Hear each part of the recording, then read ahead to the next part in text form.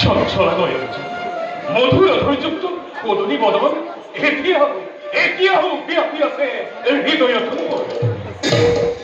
আর তেতিয়াৰে পৰা সকলো ক্ষেত্ৰতে মাথো মোৰ জাগে অৱহাৰ। মহারাজ, রাজ্য শাসনৰ গভীৰ কৰ্মৰ বাবে অৱসাদ জগাটো অতি স্বাভাৱিক। অন্যহাতে গভীৰ চিন্তাত যেতিয়া মন প্ৰাণ হয় আচ্ছাদিত, দেহৰ সূক্ষ্ম তন্ত্ৰীবোৰ বিকল হৈ পৰে আৰু তাৰেই সুযোগত বিভিন্ন চিন্তাই সপোন হৈ দেখা দিয়ে গভীৰ নিদ্ৰা। কষ্ট মই মনৰ অসাধ্য দূৰ কৰি কি কাৰ্য মই কৰিলে সাধন মনৰ ভৱধূলিত। মহারাজ, অবিবল প্রকৃতির অরণ্য নদীত মৃগ অন্বেষণে করে যদি বিচরণ, অবশ্যই দূর হব মনের ক্লান্তি অবহার। তেন্তে কি হোক থাকা তুমি রাজ কার্য এগেষ্টে যাব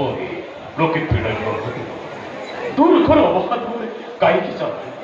করা নাই বহুদিন মমি মৃগর অন্বেষণ। যাও মহারাজ, আহির পুনর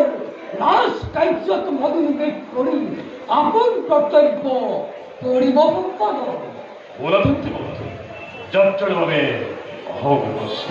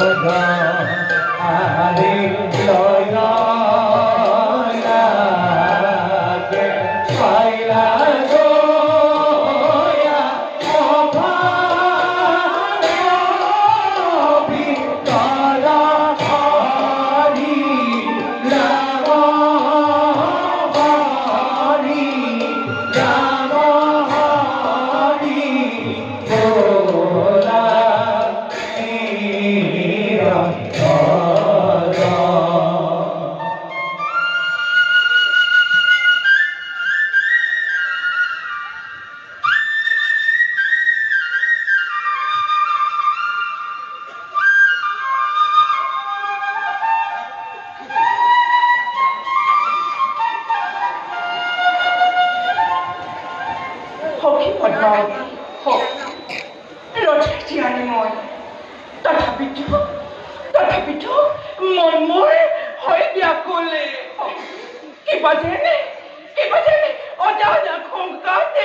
কঁপি উঠে মন প্ৰাণ মোৰ চকু দিশ মই দেখো অন্ধকাৰ তেনে অমূলক চিন্তা কিয় কৰা কি বাৰু অভাৱ তোমাৰ সভি মই কিন্তু জানিব পাৰিছো গোপনে হয়তো কোনোৱে আহি প্ৰণয়ৰ কান্দালোতে খেলে সপোনত সখী তেনে শংকা নানিবা মনতে সৰুৰে পৰা ৰাখিছোনে গল্প কৰি কোনো কথা তোমালোক দুয়োৰে পৰা সেইদৰে বাৰু কিয় ভাবিব পাৰিলা সখী তোমাৰ যিহে ৰূপ যৌৱন সম্ভাৰ আনৰ কথা বাদেই দিয়া স্বৰ্গৰ দেৱতাও কিন্তু থাকিব নোৱাৰে বাৰু সেইবিলাক বাদ দিয়া ব'লা কাননৰ ভিতৰে গৈ স্নান কৰি শীতৰ জলত উপশম কৰো মোৰ প্ৰাণৰ উত্তাপ সখী শীতল জলেৰে তোমাৰ দেহৰ সে পুৰণি মাৰিব কিন্তু মনৰ পুৰণি মাৰিবলৈ লাগিব সখী তুমি বৰ অধিক কৰা গুৰু কন্যা দেৱজনীয়ে চাগে আমাৰ বাবে বাট চাই আছে ব'লা নকৰো পলম ব'লা সখী